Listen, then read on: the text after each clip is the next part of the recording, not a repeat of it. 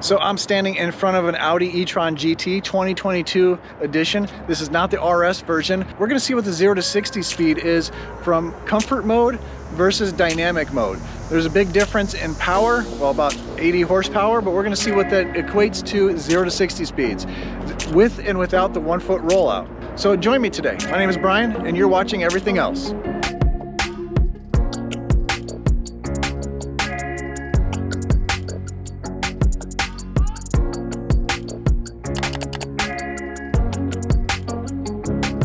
So hello and welcome back to the channel. My name is Brian and you're watching Everything Else. And today we're going to be testing out 0 to 60 in the Audi e-tron GT. Really, we're testing out the difference between comfort mode and dynamic mode. How much faster is dynamic mode? Is there really a big difference? Because, you know, when you're driving, you're not always going to be in dynamic mode. Some people might be.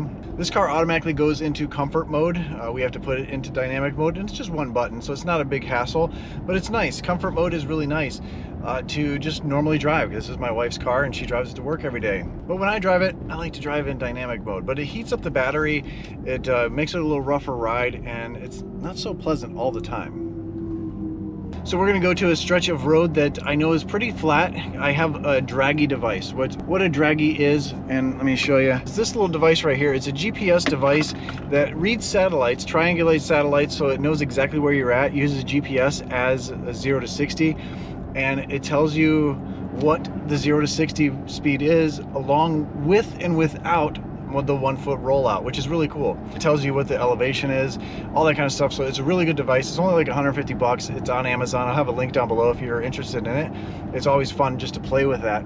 So this spot is down the road a little bit. I need to warm up the battery. I'm in dynamic mode, which actually warms the battery up and gives you a little bit better power. We're gonna do the test first in comfort mode, set it up and everything, and do it in comfort mode, and then we'll do it in dynamic and see what the difference is. So fun fact, when you're in dynamic mode versus comfort mode, it changes the miles that you have till empty.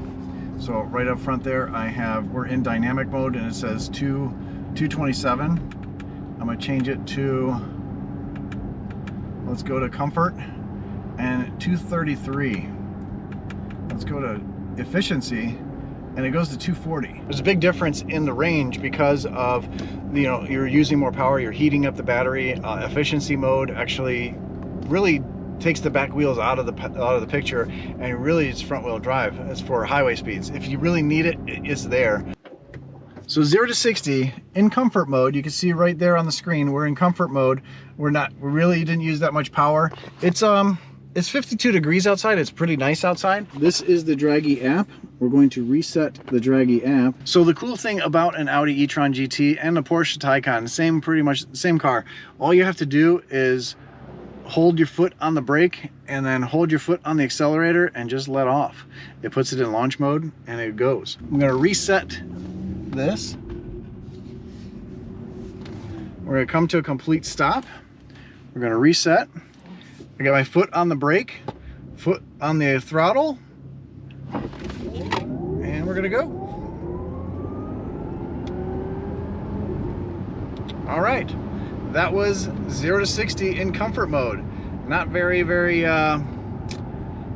overwhelming at all. By the numbers, not at all.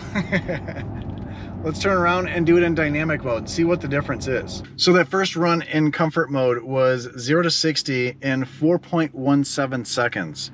Not the best, and that was without the rollout. So with the rollout, 0 to 60, it's a 1-foot rollout. And if you don't know what that is, Google it. It's what most people use. But it was 3.9 0 to 60 with the 1-foot rollout. Not too bad.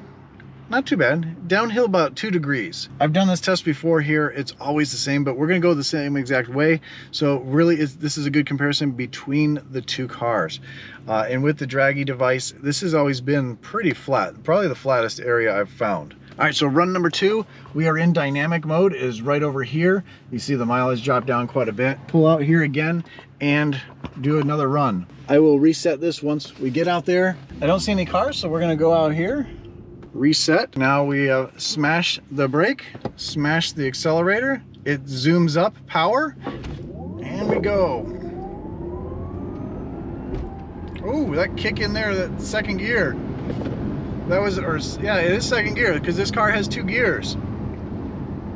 So I really felt that kick that time. It didn't kick the other time, so it doesn't go into that first gear for launching it in comfort mode.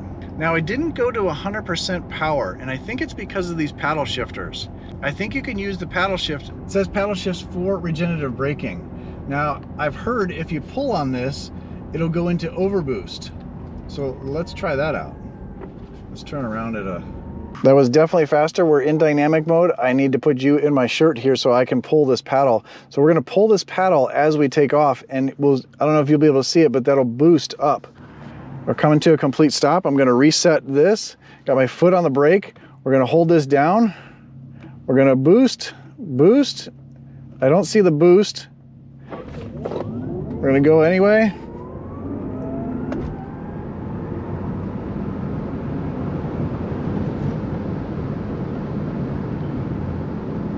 And the cool thing about this car, it regens hard up to 250 kilowatts under braking. So this is gonna just dump a ton of power in there. Even though we used a ton of power to take off, it's dumping a ton of power into it.